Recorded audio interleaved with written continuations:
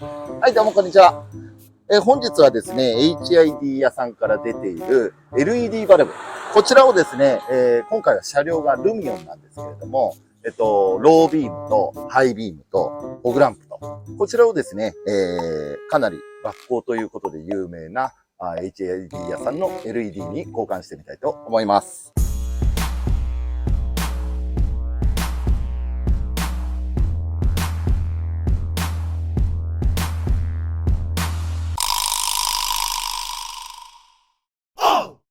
はい、それではですね、ロービームの電球の方から交換してみたいと思います。それではですね、まずはこちらの蓋を外します。よいしょ。時計の反対回りですね。そうするとカバーが外れて、ここに端子がついてるんですけども、この車両ももともと LED がついてたということなので、一昔前の LED のようですね。引っ掛けがついてるので、両サイドの引っ掛けを取っていただいて、よいしょ。はい、電球が取れました。はい、それでは今電球を取り外したので、新しい LED のバルブをつけていきたいと思います。この中にある、この純正の HID の、バーナーを刺すカプラーに、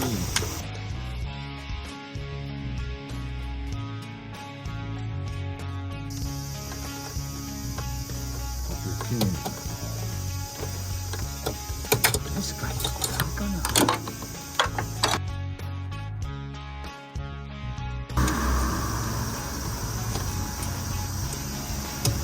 厳しいな。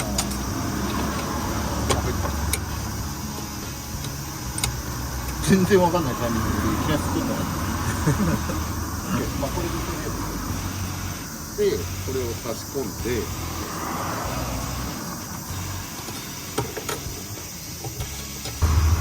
よし。はい、続いてですね、こちらのハイビーム HB3 ですね。このタイプの LED を交換したいと思います。まずはここのカプラーを外す。取りました。取ったらこれを入れます。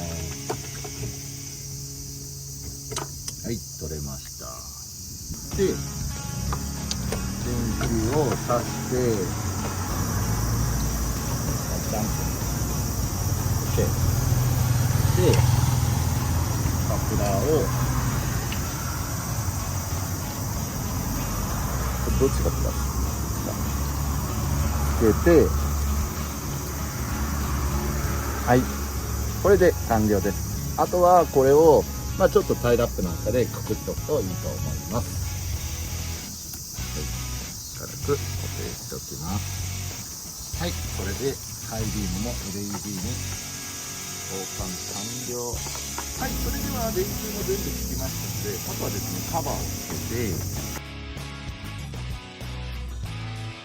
土台を外してる状態で、こいつを入れて、中にしまい込んで、じゃないとつかないですね。はい、いた。奇跡だ。よかった。で、この土台を入れる。はい、これで、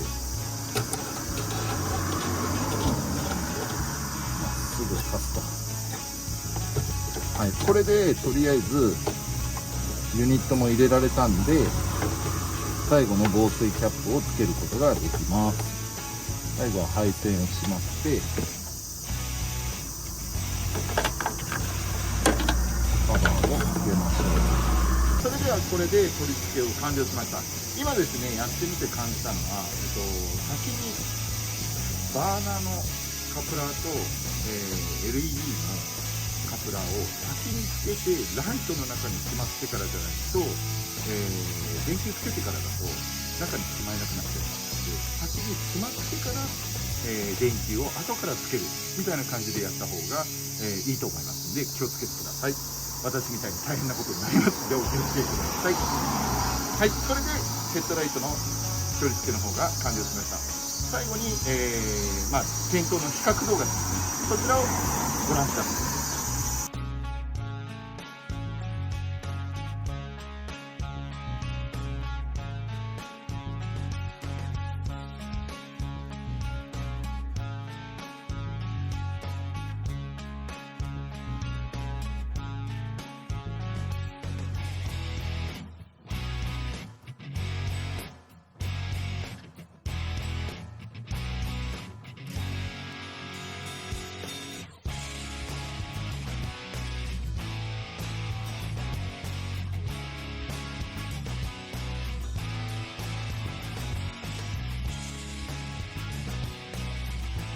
はい、ということで、